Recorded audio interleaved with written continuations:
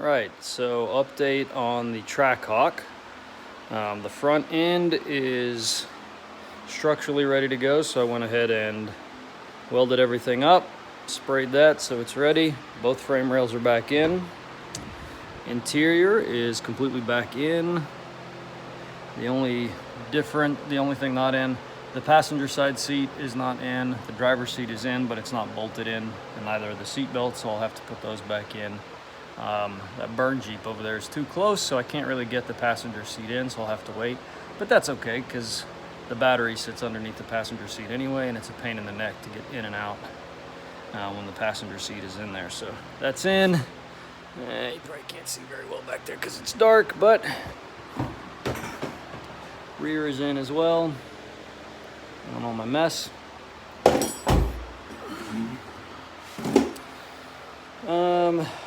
Let's see what else. Eibach rear sway bar I'm installing since I've got everything out. You can see how much bigger and beefier it is over the stock unit, so that should be nice. And then I'm also, you can see that strut clamp on there, but I have installed the front two already, just working on the back. So I've got some special edition Eibach lowering springs as well that are going on. The front two are already on. The back two still need to go on. But I put the front two on here on each side since I had them out. If you're installing those, when you get the box, I see a lot of people install them incorrectly. The two in the middle of the box, so those two right there, the two in the middle should be your front springs, and they have a little white, those are the stock ones from the Trackhawk. They come with a little white bump stop in there instead of those two yellow ones. So that's how you know those two are your front springs, and then obviously the outer two are your rear springs. And then one of them is obviously bigger than the others, so should be able to figure that out. So I've got to do the rears, install the Eibach sway bar. I've got B Woody end links, so if you get the Eibach sway bar, you need to get those B Woody end links that come with them. I don't have them yet, but I ordered some just so I have them. The next thing is the crossmember. I'm working on getting everything off of the crossmember because I need to replace this. So the crossmember, let's see if you can see it.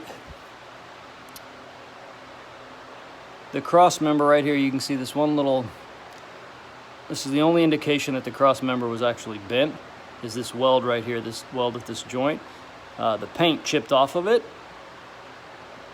in the accident, and then when you got everything off, you can see these bushings. That one's clean. The other one on this side is also destroyed.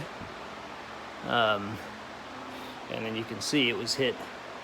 So much pressure was put on it that it actually indented with the thread marks of the bolt that holds it in there. So it's actually off about 1/2 inch. So it was pushed over about 1/2 inch, which is obviously way too far out of tolerance. So I've got to replace that. And I am replacing it with,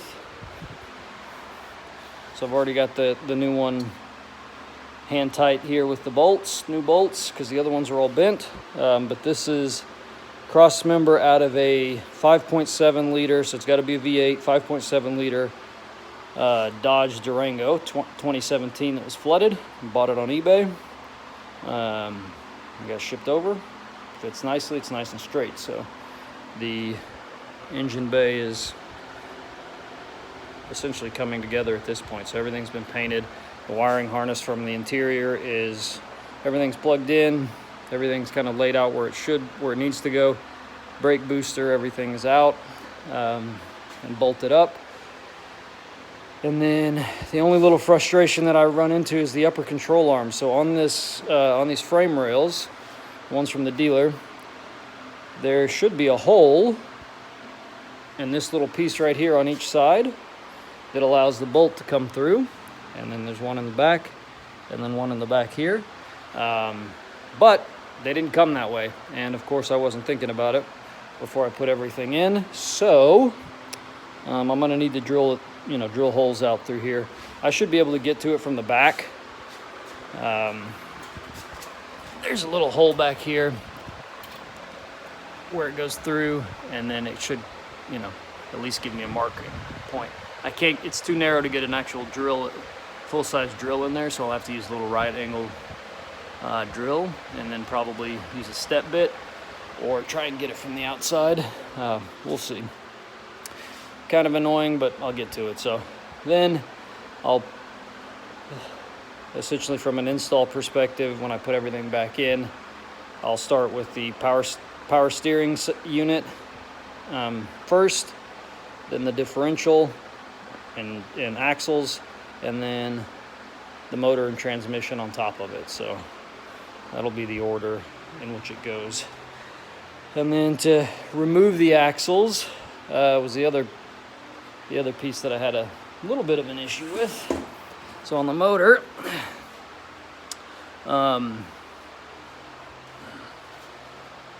you've got your knuckle that comes on, and then your rotor. So the rotor is pretty straightforward. It's actually really easy to remove, and it's been rusted because it's been sitting since October. But when the rotor is sitting on your knuckle, right there, you can see that little groove. This O-ring holds that rotor in place. So there's the O-ring fits inside there, so you'll need to pull that out. Just usually like a blunt tip, little blunt tip tool to remove it so you don't mess up the O-ring. Once the O-ring comes off, the rotor comes off really easily. And then there is obviously there is a 32 millimeter castle nut that goes right in the center. So you'll need to pull that off, and then that should come out pretty easily. And then that'll allow you to take the axle, this part of the axle off. And then, I haven't done it yet, but you should be able to just pry it off with the pry bar and pull the axle out of there. So I'll see if that actually is as easy as it seems. I'm led to believe that it's like a 20-minute job. We'll see. So that's kind of where we stand. Just to start putting everything back together. So we'll get everything stripped off, put it on the new cross member, and should be good to go.